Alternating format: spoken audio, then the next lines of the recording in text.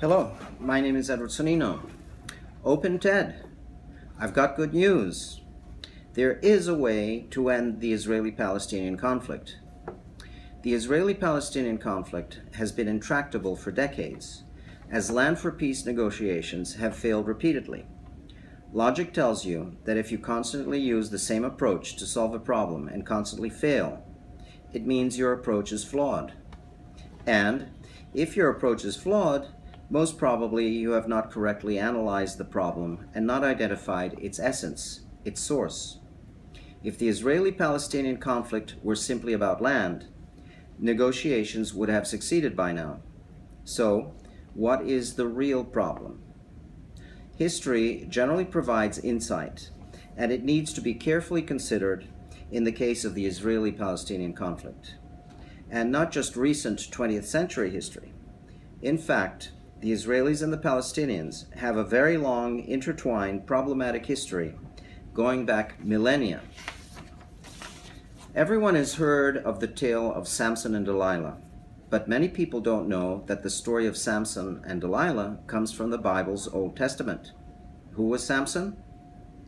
An Israelite Jew living in Gaza, precisely in the town of Ashkelon, near the current border between Israel and Gaza.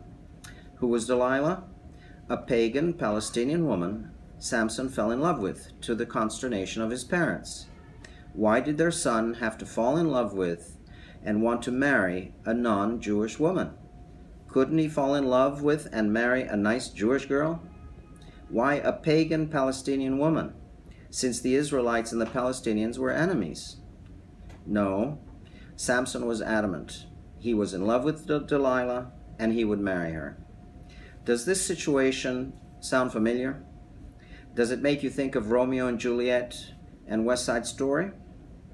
Marry your own kind. Don't stray away from your tribe. This story has a bad ending, but very different from Romeo and Juliet and West Side Story. It turns out that Delilah, being more faithful to her Palestinian tribe and her religion than to her love, betrays Samson to her tribe. Samson is taken prisoner and chained, and he dies struggling to free himself. An historical note. The Palestinians were pagan, as were all Arabs, until they converted to Islam in the 7th century AD. They were called Philistines in the Bible.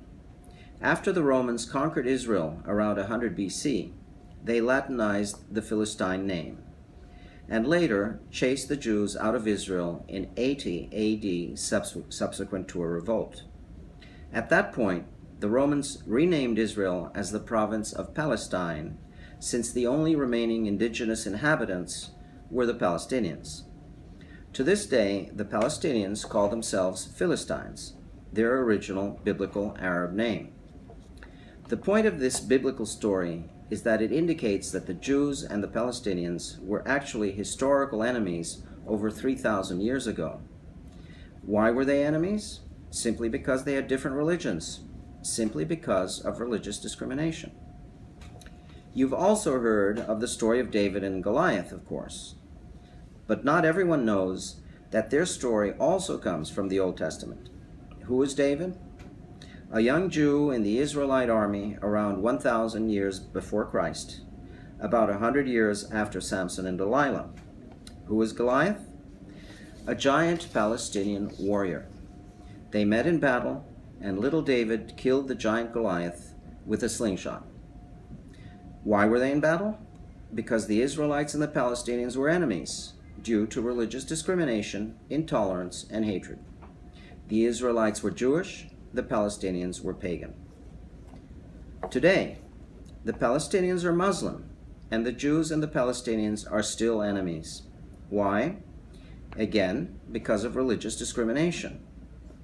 The Quran, the Muslims' holy book, incites and commands Muslims to hate, despise, maim, and kill all non-Muslims, the so-called infidels, and especially the Jews.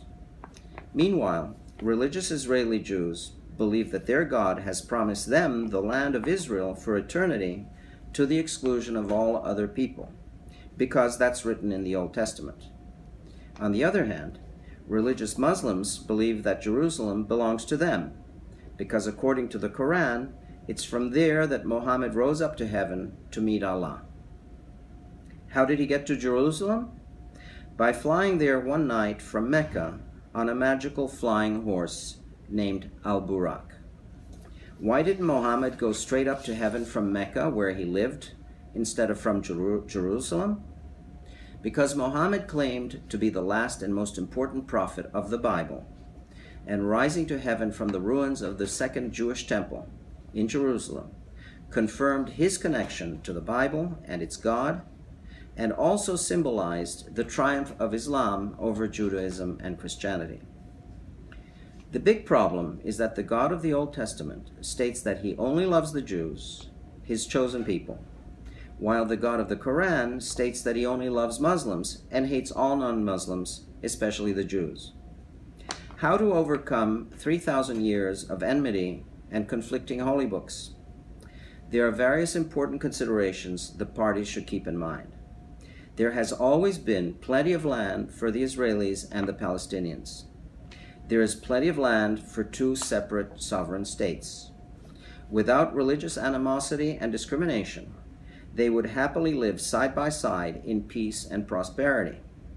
Israelis could buy land and live in the Palestinian state, just as Palestinians could buy land and live in the state of Israel, especially if both states and both peoples fully respected human rights and democracy, which all member states of the United Nations are pledged to uphold, having signed the Universal Declaration of Human Rights and the Charter of the United Nations. The Universal Declaration of Human Rights specifically prohibits religious discrimination.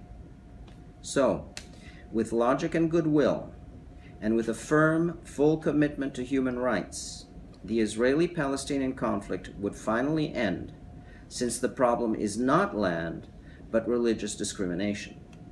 The question is as old as the biblical story of Samson and Delilah. Between the Israelis and the Palestinians, will hate triumph over love, or will love triumph over hate? It's also, will human rights triumph over religious discrimination, or will religious discrimination triumph over human rights?